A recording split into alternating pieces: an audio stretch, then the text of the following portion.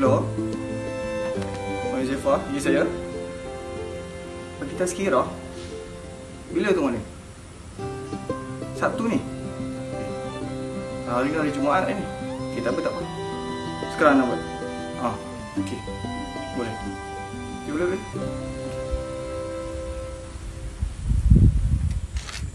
Assalamualaikum warahmatullahi wabarakatuh. Tajuk kita pada hari ini adalah pembohong. Di zaman Rasulullah SAW terdapat seorang manusia yang bernama Musailamah Al-Habib daripada keturunan Bani Hanifah. Dia dikenali sebagai Musailamah Al-Kazzab, iaitu pembohong. Kenapa dia bagi nama pembohong? Kerana dia mengaku sebagai seorang Nabi.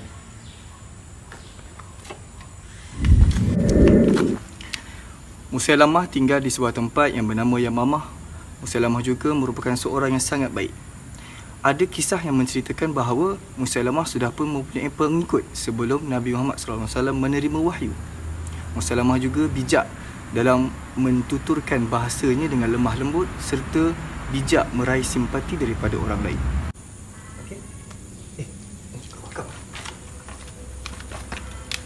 Namun, di sebalik kata-katanya yang lemah lembut itu terdapat satu pembohongan dan juga penipuan. Seperti yang dikisahkan dalam kitab Ar-Rasul wal Mulk bahawa Musailamah Al-Kazzab mengutuskan pengikut Bani Hanifah untuk pergi ke Mekah berjumpa dengan Rasulullah. Pada ketika itu, Musailamah Al-Kazzab sudah pun mengaku sebagai seorang Nabi, padahal Nabi Muhammad SAW berada di Mekah.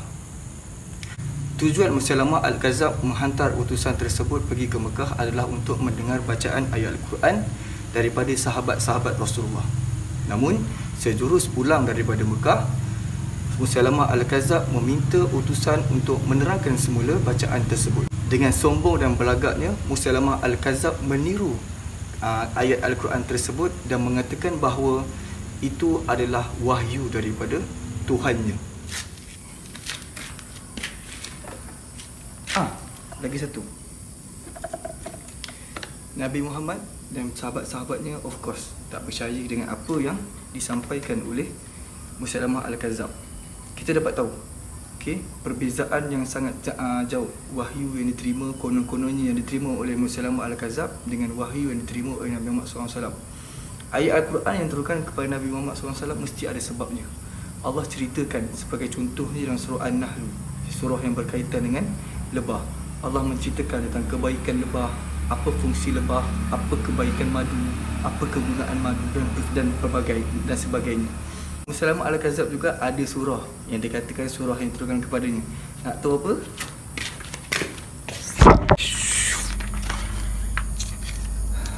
Okey, baik. Ayat yang Musailamah Al-Kazzab sebutkan adalah surah, ni Musailamah Al-Kazzab katalah, surahnya adalah surah Ad-Difda. Ad-Difda ni maksudnya katak. Kalau tadi Mu'alib dah terangkan berkenaan dengan ayat Al-Quran surah An-Nahl berkaitan dengan lebah, kan? Tiba-tiba Musailamah pun cakap dia pun ada juga ayat Al-Quran. Ayat Al-Quran pula. Dia pun ada ayat yang berkaitan dengan haiwan, iaitu katak. Apa maksudnya? Kita baca maksud je lah, sebab baca bahasa Arab tak faham kan? Kita baca maksudnya. Wahai kodok betina. Kodok ni katak. Okey, saya sebut katak lah. Wahai katak betina, anak dari dua pasangan katak, bersihkanlah apa yang kamu bersihkan. Air tidak kamu kotori dan peminum tidak kamu halangi. Kepala di dalam air sedangkan ekormu di darat. Musailamah Al-Kazzab pun ada terima ayat yang berkaitan dengan haiwan. So ayat-ayat yang diterangkan oleh Musailamah ni sangat sangsi, sangat tidak relevan, sangat tidak betul. So kita kena tolak. Kita kena akui bahawa ayat Al-Quran yang diturunkan oleh Allah Subhanahu Wa Taala, mukjizat yang telah pun diterima oleh Nabi Muhammad SAW, mempunyai bait-bait perkataan yang sangat-sangat indah. Iktibari ataupun pengajaran yang boleh kita ambil daripada perkongsian Muallim pada hari ini adalah yang pertama, yakinlah dengan agama Islam, kerana agama Islam adalah agama yang suci, jelas dengan dalil firman Allah Subhanahu Wa Taala, iaitu Innad dina indallahil Islam, sesungguhnya agama yang benar di sisi Allah adalah Islam. Jadi berpegang teguhlah kepada agama Islam. Adalah berkaitan dengan Al-Quran. Sama-samalah kita mendekati Al-Quran, hafazlah ayat-ayat Al-Quran, walaupun tak banyak, at least kita hafaz sikit surah-surah lazim, kan?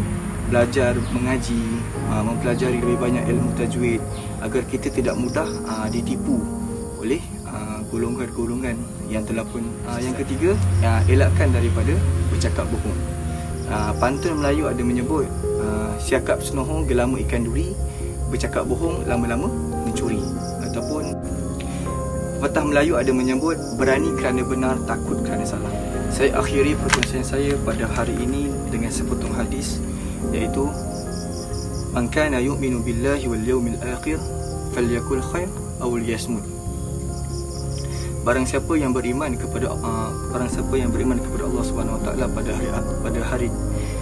hari akhirat, maka hendaklah dia bercakap baik atau berdiam sahaja. Sekian saja perkongsian saya pada hari ini. Assalamualaikum warahmatullahi wabarakatuh.